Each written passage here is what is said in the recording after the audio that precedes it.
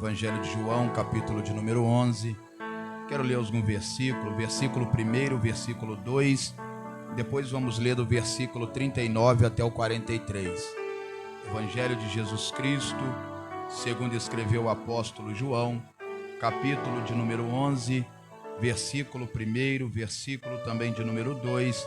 Depois vamos ler o versículo 39 até o 43. Quem achou, diz amém. Quem não achou, diz espera um pouco. Glórias a Deus. Eu leio, os irmãos acompanhem em nome de Jesus. Evangelho de João, capítulo 11, versos 1, diz assim: Estava enfermo Lázaro de Betânia, da aldeia de Maria e de sua irmã Marta. Estava Maria, cujo irmão Lázaro estava enfermo. Era a mesma que ungiu com um bálsamo o Senhor, e lhe enxugou os pés com os seus cabelos. Versículo 39. Então ordenou Jesus: tirai a pedra. Disse-lhe Marta, irmã do morto: Senhor, já cheira mal, porque já é de 4 dias. Respondeu-lhe Jesus: não te hei dito que se creres verás a glória de Deus? Tiraram então a pedra. E Jesus, levantando os olhos para o céu, disse: Pai, graças te dou, porque me ouviste. Aliás, eu sabia que sempre me ouve, mas assim falei por causa da multidão presente, para que creiam que tu me enviaste. E tendo dito isto, clamou em alta voz: Lázaro, vem para fora. Amém? Toma vossos assentos, fica à vontade. Estamos na casa do nosso Senhor, nosso Deus. Meus irmãos, estamos aqui nessa noite de quarta-feira, diante de um texto a qual eu acredito que é conhecido de todos nós, Igreja do Senhor. Estamos aqui também nessa campanha, diante de um texto a qual vai dar destaque a 4 personagens. O primeiro personagem é aquele que é maior de todos, é aquele que é Rei dos Reis, é aquele que é Salvador da nossa alma, a qual atende por nome de Jesus de Nazaré. O terceiro personagem, todos nós sabemos aqui que é um homem a qual atende por nome de Lázaro, conjuntamente com a sua irmã Maria e a sua irmã Marta.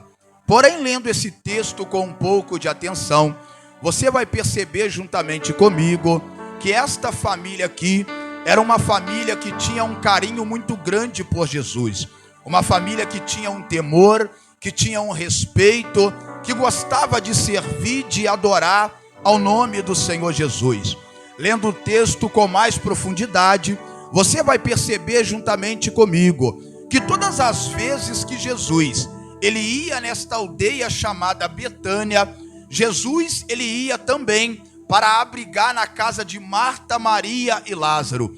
Todas as vezes que Jesus ele ia nesta aldeia chamada Betânia, seja para evangelizar, seja para pregar, para libertar ou para curar, Jesus também ele fazia a sua estadia ou ele fazia a sua parada na casa de Marta, Maria e Lázaro. Então muitas das vezes, até mesmo quando Jesus talvez não ia ali para pregar, não ia ali para fazer a obra, mas sempre que ele entrava naquela aldeia, talvez ele entrava na casa dessa família para tomar um café, para conversar, para comer um pedaço de bolo, porque Jesus ele tinha um cuidado e um carinho muito grande com essa família. Prova disso é Lucas capítulo 19. Lucas, quando ele vai narrar a história de Marta e Maria, ele é muito claro em dizer que quando Jesus estava entrando em Betânia, Marta, ao saber que Jesus estava na aldeia, Marta ela leva Jesus para dentro da sua casa. E a sua irmã Maria, ao saber que Jesus estava na casa, a Bíblia diz que ela se assenta aos pés de Jesus. Enquanto Maria está aos pés de Jesus, Lucas narra dizendo que Marta ela estava afadigada, com muitos afazeres. Talvez, pastor Gilberto, preparando uma refeição para Jesus, preparando um suco, um café ou um bolo para Jesus. Então perceba juntamente comigo que Marta ela faz a coisa certa mas na hora errada. Por quê? Porque a hora que o mestre está falando na casa, os afazeres têm que ficar de lado. E é momento de assentar, prestar atenção no que o mestre está falando conosco. Maria, ela escolhe a melhor parte. Qual? A palavra de Deus, a qual ninguém podia tirar dela. Mas enquanto é isso, Marta estava afadigada com muitos afazeres. Pois bem, Jesus agora, ele se retira da casa de Marta, Maria e Lázaro. E diz o texto que ele vai para uma cidade distante para dar continuidade àquilo que ele veio fazer na terra. O quê? Pregar a palavra, libertar os cativos, dar vista ao cego e libertar os oprimidos. Jesus, no momento que ele sai da casa, João escreve dizendo que Lázaro agora, ele se encontra-se enfermo. Perceba juntamente comigo, ele andava com Jesus, ele tinha vida com Jesus, ele recepcionava Jesus na casa, a família dele era de Jesus. Só que em certo dado momento, a enfermidade chega até ele. E é preciso ter maturidade para entender isso aqui. Porque não é o fato de você servir a Jesus, o fato de você andar com Jesus, o fato de você trazer Jesus para dentro da sua casa, não quer dizer que você está livre da enfermidade. Não quer dizer que você está livre das dores, das dificuldades. Até mesmo o pastor Gilberto. Porque Jesus, ele não mentiu para ninguém. Numa conversa com os discípulos, ele olha para ele e a palavra de Jesus é: vocês querem andar comigo? Vocês querem me servir? Quer perder a vida aqui para morar no céu? Vou abrir o jogo para vocês. Fala, Jesus: no mundo tereis, ou seja, vai ter luta, vai ter prova, vai ter dificuldade, vai ter adversidade, vai ter enfermidade. Só que ele não termina assim. Ele continua dizendo: em mim encontrará paz. A pergunta é: que paz é essa que Jesus ele nos oferece? A paz que Jesus nos oferece não é ausência de tempestades e tribulação. Não.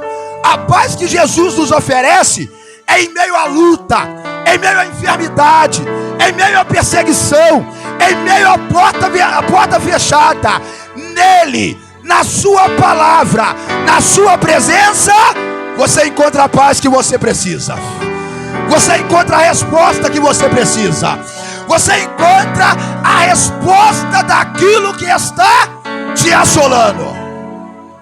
Mas ele não para por aí. Ele continua: porém tenha de bom ânimo. A pergunta é: por que tenha de bom ânimo? Porque ele tem o poder de curar a sua enfermidade. Porque tenha de bom ânimo, porque ele tem o poder de te tirar do mau dia e te colocar no bom dia. Porque tenha de bom ânimo, porque ele tem o poder de tirar você da tristeza e te colocar num cenário de alegria. Porque tenha de bom ânimo, porque ele nos fez uma promessa dizendo: eis que serei convosco, não só ontem, não só hoje, não só por um momento, mas todos os dias, até a consumação do século. Aleluia! Sabe o que é interessante, meus irmãos? Que as amizades aí fora, eles é conosco somente quando tem dinheiro no bolso, só quando o momento está favorável, só quando as coisas estão fluindo. Mas quando o dinheiro acaba, ele nos abandona. Quando o momento é de porta fechada, esquece de nós. Quando o momento é de crise, nem telefone atende. Mas Jesus não. Jesus, ele é contigo, com dinheiro ou sem dinheiro, com a saúde perfeita ou quando a enfermidade chega. Jesus, ele é conosco, até mesmo quando estamos à beira da morte. Aonde está isso, irmão César? Salmos 23, versos 4. Davi prevê um cenário de morte. As palavras de Davi é: ainda que eu andasse pelo vale da sombra da morte, eu não temeria mal algum. Por quê? Ele diz: porque tu estás comigo. Deus é na tua casa, Deus é no teu ministério. Deus é na tua família. Deus é na tua vida. Ainda que a sociedade te abandona, ainda que os teus amigos te esqueçam, ainda que a tua mãe vire as costas para você, existe um Deus em Isaías 49:15 que diz: ainda que uma mãe que amamenta o teu filho se esqueça dele, porém eu, o Senhor teu Deus, jamais se esquecerei de você.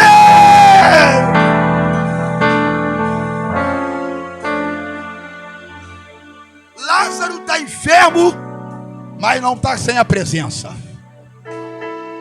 A enfermidade chega. Então a primeira lição que eu tiro, que mesmo servindo a Jesus, nós não estamos livres das enfermidades. Agora entra dentro daquela casa o cenário de preocupação, porque não era qualquer enfermidade.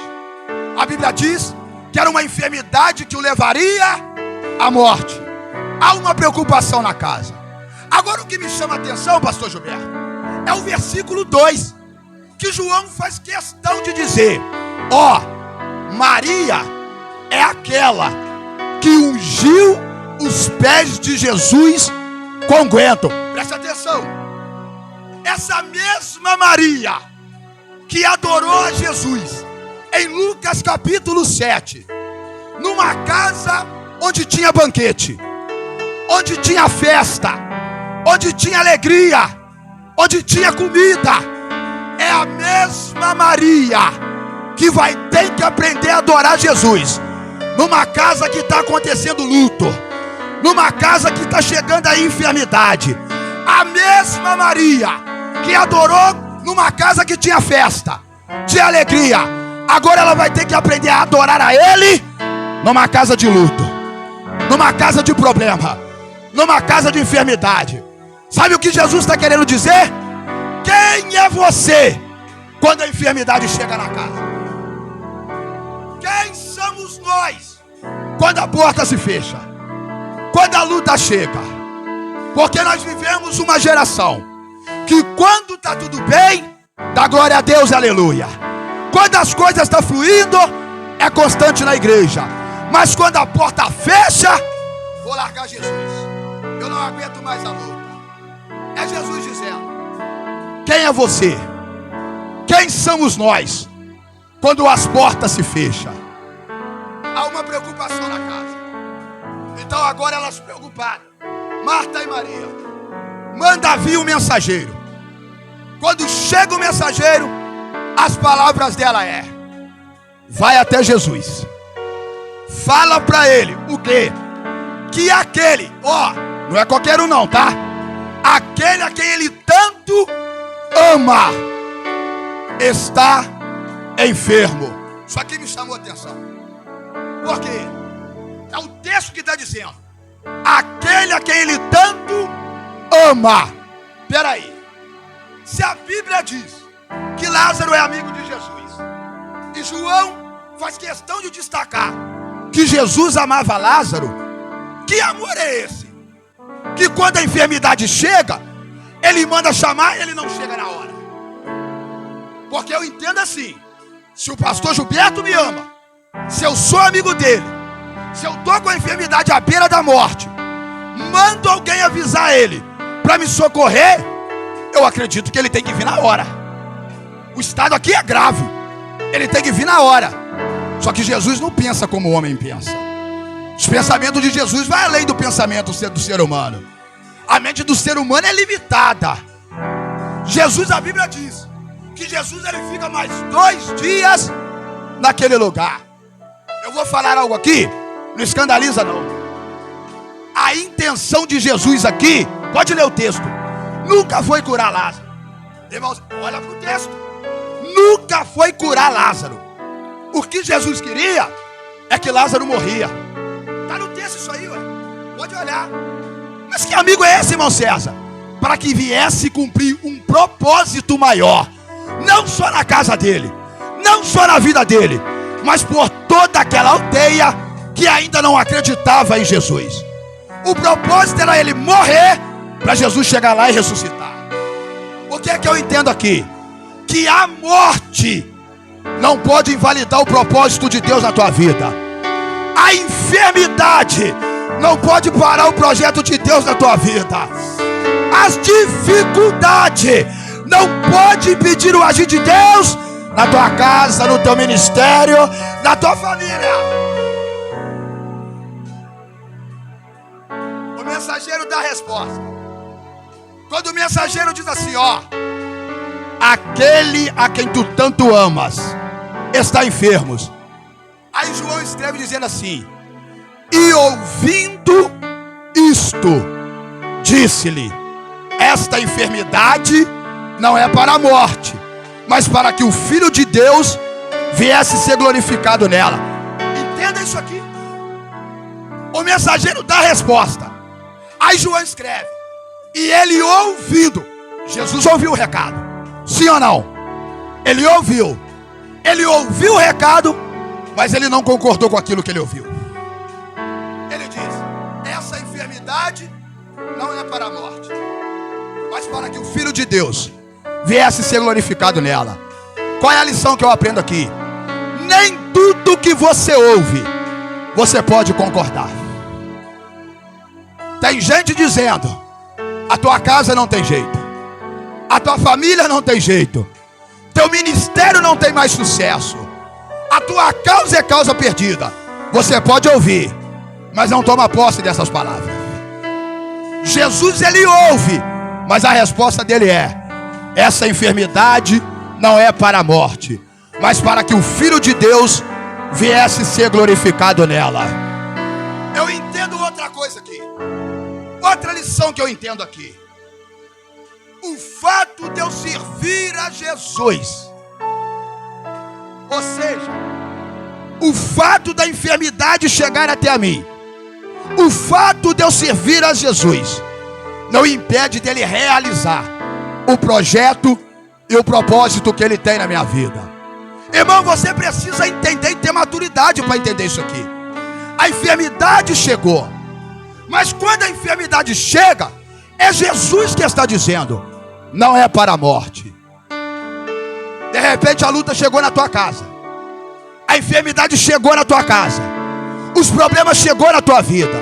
Mas se você anda com Deus, se você tem vida com Deus, você precisa entender: não é para a tua morte, não é para a tua ruína, mas é Deus preparando algo maior para você lá na frente. Aonde está isso? Paulo escrevendo à igreja de Corinto, capítulo 4, versículo 19, versículo 17, ele diz: porque atrás dessa leve e momentânea tribulação, olha o que ele diz: atrás do que? De uma leve, momentânea tribulação. Está falando de problema. Deus tem algo repleto de glória para a tua vida. Entenda, jovem. Entenda, irmão. Atrás dessa luta tem vitória de Deus para a tua casa. Atrás dessa enfermidade tem bênção de Deus para a tua família. Atrás desse problema tem algo repleto de glória para você. Glória. Não é para a morte, mas é para que o Filho de Deus viesse ser glorificado nela. Tem base bíblica, irmão César? Tem que ter. Lembra do povo hebreu que saiu da terra do Egito? A Bíblia diz que o que esperava ele era Canaã, terra que manava leite, terra que manava mel. Mas para chegar a Canaã, teve que passar por deserto. Está entendendo por que esse deserto na tua casa? Está entendendo por que esse deserto na tua vida? É para você chegar em Canaã, lugar da promessa de Deus, lugar da vitória de Deus, lugar das bênçãos de Deus. O mensageiro dá a resposta. Ele responde o mensageiro. E o texto vai dizer que ele fica mais 2 dias naquele lugar, pregando, fazendo a obra de Deus. Depois de 2 dias, ele olha para os discípulos e a palavra dele é: vamos voltar para lá. Quando os discípulos tomam a palavra e dizem: mas mestre, queria nos apredejar agora lá, retornaremos nós para lá? Aí a resposta de Jesus é: o dia não tem 12 horas? Aquele que anda de dia, esse não tropeça. Por quê? porque ele vê a luz do dia. A luz está nele. Mas aquele que anda à noite, esse tropeça, porque ele não vê a luz. Todos nós aqui sabemos que o dia ele tem 24 horas.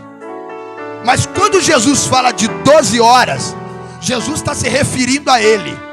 Aquele que anda de dia, ou seja, anda na minha palavra, anda na minha presença, anda na minha submissão, anda na minha obediência.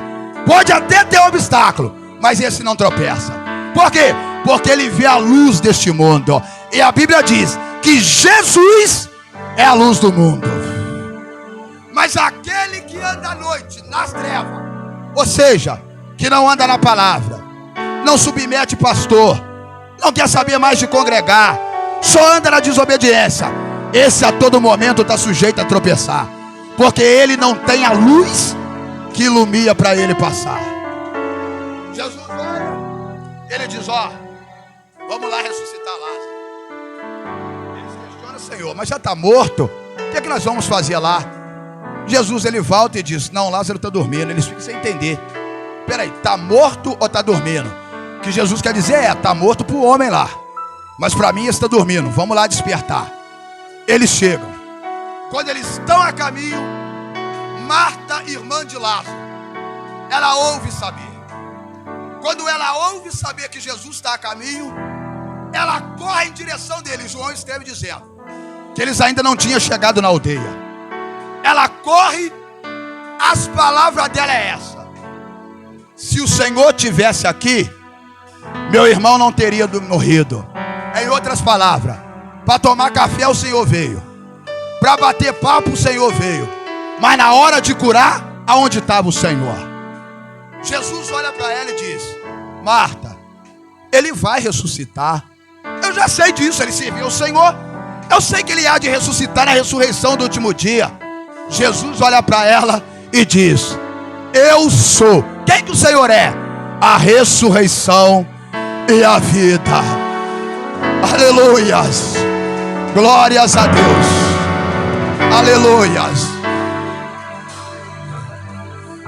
Eu vim aqui com essa humilde palavra te dizer: talvez alguém lá fora está olhando para a sua casa, para a tua vida, para os teus projetos, para a tua família, dizendo: teus sonhos estão mortos, teus projetos estão mortos, teus filhos estão mortos, tua casa está morto, a sua vida está morta espiritualmente. Eu ouço muitas pessoas falar: ó, tem jeito para tudo, mas não tem jeito para a morte. É mentira. É Jesus que está dizendo: eu sou a ressurreição e a vida. Ei, tem jeito para tua casa sim, tem jeito para tua família sim, tem jeito para o teu casamento sim, tem jeito para os teus projetos sim, porque o dono da vida está na casa, o dono da vida está no ambiente, e ele há de ressuscitar.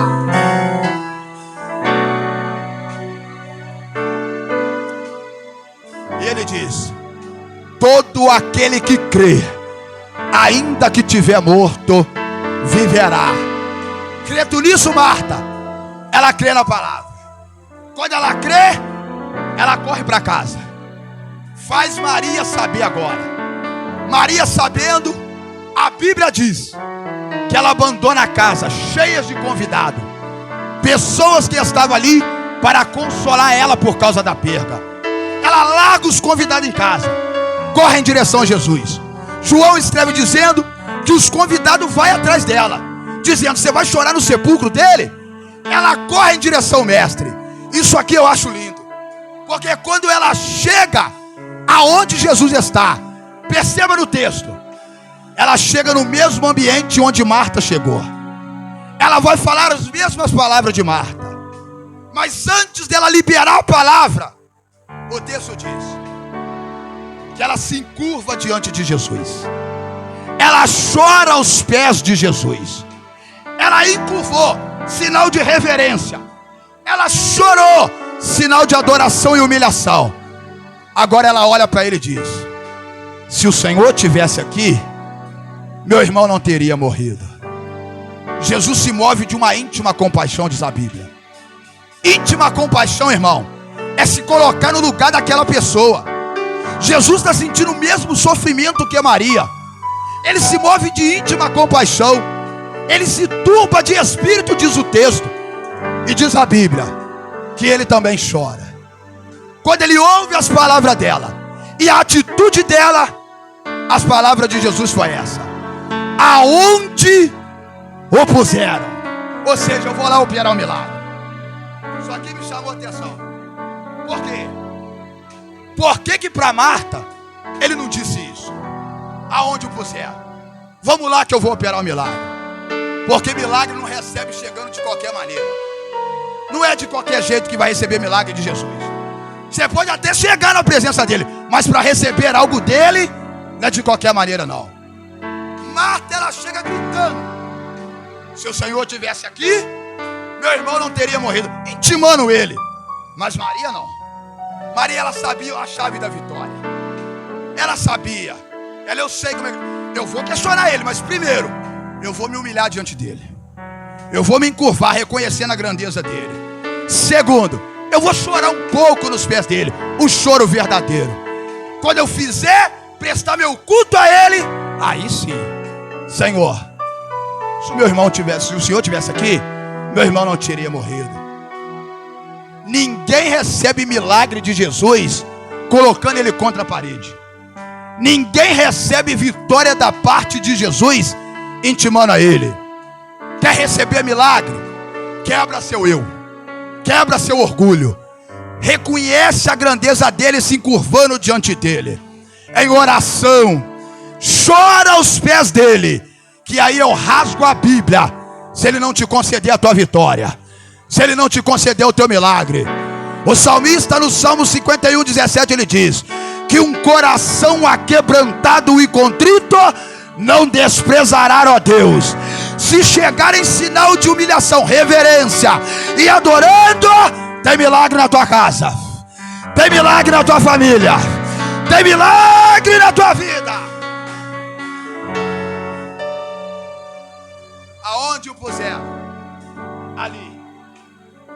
Ele olha para Marta e ele disse: Marta, pede para que tire a pedra. Ela vai questionar.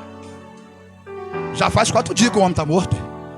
A catinga danada, você quer que tire a pedra? Ô Marta, eu não falei se creres, verás a glória de Deus? Primeiro, se Jesus é amigo, por que ele chega no 4º dia?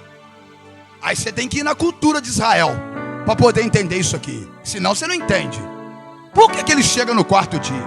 Agora você vai entender o porquê que Jesus não queria curar Lázaro. Ele queria mesmo que Lázaro morresse, para que ele viesse ressuscitar, o Cristo viesse ressuscitar. Mas irmão César, ele não podia ter chegado no 2º dia então? No 3º dia? Não. A cultura de Israel naquela época, pode estudar. A cultura, eles acreditavam, os judeus acreditavam que o morto, até o 3º dia, a alma ficava no corpo. Então corria o risco de ele ressuscitar. Então peraí, se eles acreditavam que até o 3º dia ele podia ressuscitar, se Jesus chega no 3º ou no 2º dia e ressuscita, todos eles iam falar: mas isso aí nós já sabemos, isso aqui faz parte da nossa cultura. Até o 3º dia a alma está no corpo. Só que Jesus chega lá no 4º dia, sabe para quê? Para quebrar todo o protocolo e não ter dúvida que quem dá vida ao morto é Jesus. Quem faz o morto ressuscitar é Jesus. Quem faz o milagre acontecer é Jesus. Talvez o milagre não chegou na tua vida no 1º ano, no 2º ano, no 3º ano, mas eu vim como ministro da palavra de Deus profetizar. Esse ano de 2025 é ano de restauração na tua casa, é ano de restauração na tua família, é ano de restauração na tua vida. Quem crê adora, quem crê adora, quem crê adora.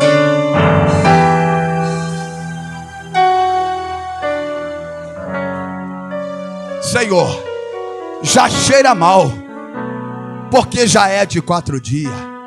Eu não disse se creres, verás a glória de Deus. Você pode estar na igreja 10 anos, 20 anos, 30 anos. Se você não crê, não recebe milagre. Se não crê, a tua casa não é mudada. Se não crê, a tua história não é mudada. Seu filho pode estar no tráfico como um dia eu tive. Seu filho pode estar jurado de morte. A tua casa pode estar ameaçada. A sociedade pode ter feito o trabalho de macumbaria. A vida dele pode estar agarrada, travada. Mas se crê, destrava hoje. Se crê, é liberto hoje. Se crê, o milagre acontece. Eu me lembro aqui, quando eu fui alvejado por 3 tiros. Aos olhos da medicina, nunca mais levanta da cama. Se levantar, é o resto da vida na cadeira de roda. Porque uma das balas afetou minha medula, trincou a minha coluna. Um homem com a coluna trincada, não tem como ele ficar de pé. Reprovado pela medicina.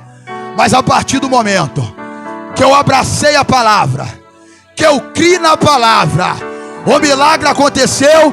E hoje eu estou aqui de pé pregando a palavra de vida eterna para quem crê, para quem crê, para quem crê, para quem crê, para quem crê.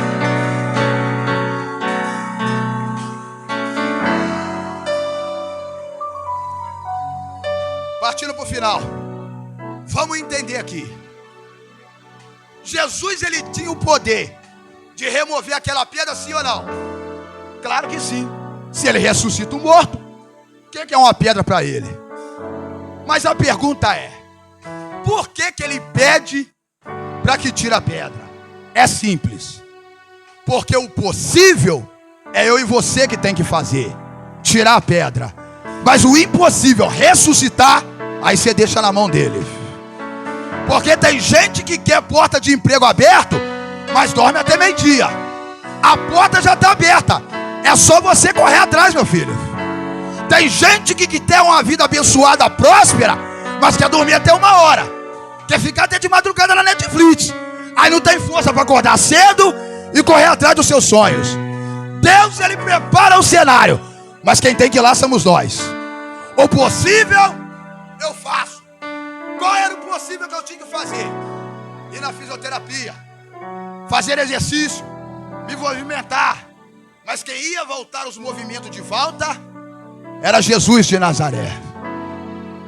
Segundo ponto aqui que eu entendo. Jesus, ele não pediu para Marta tirar a pedra. Pode olhar no texto. Ele não pediu para Marta. Ele falou: Marta, pede para que tiram a pedra. Por quê? Porque Marta sozinha, ela não conseguiria remover aquela pedra. Você lendo essa cultura, quando ele sepultava um homem, havia uma pedra que fechava o sepulcro. Você está achando que era qualquer pedra, irmão? Não é não. Os historiadores vão dizer que essa pedra, pastor Gilberto, ela pesava aproximadamente de 1.000, 2.000 a 3.000 quilos. Ou seja, de 100, 200 a 300 toneladas. Então, peraí. Uma pessoa sozinha não removia aquela pedra. Vou te provar isso. Lembra? Quando Jesus foi morto e levado ao sepulcro, a Bíblia vai dizer que essa mesma Marta, Maria, mãe de Tiago, e Salomé, elas vão em direção ao sepulcro de Jesus para poder ungir o corpo dele com unguento. E no caminho, Marcos 16, está escrito que a preocupação delas era essa: quem nos revolverá a pedra do sepulcro? Eram 3 mulheres, não tinha condições. Por que elas estavam preocupadas? Porque para elas ungir o corpo de Jesus, a pedra tinha que ser removida. Mas elas 3 sozinhas não conseguiria. Então tinha que ter um grupo de 10 a 20 homens. Só que lá a Bíblia vai dizer que quando elas estão caminhando e chegaram no lugar do sepulcro de Jesus, a pedra estava revolvida. Eu gosto muito da tradução de João, porque João vai dizer assim, pastor Gilberto, que ela, levantando os olhos para o alto, viram que a pedra tinha sido revolvida. Peraí, se João escreve dizendo que elas levantaram os olhos, é porque elas estavam andando, olhando de cabeça. E crente que anda de cabeça abaixo não contempla milagre de Deus. Crente que anda de cabeça para baixo não contempla o sobrenatural de Deus. Mas quando elas levantaram os olhos, elas viram que a pedra já estava revolvida. Quer que as pedras da dificuldade seja revolvida sobre a sua vida? Faz igual o salmista: elevo os meus olhos para o alto, da onde virá o meu socorro? Porque o teu socorro, o meu socorro, o nosso socorro, ele vem do céu, do alto, do Senhor que fez os céus e a terra.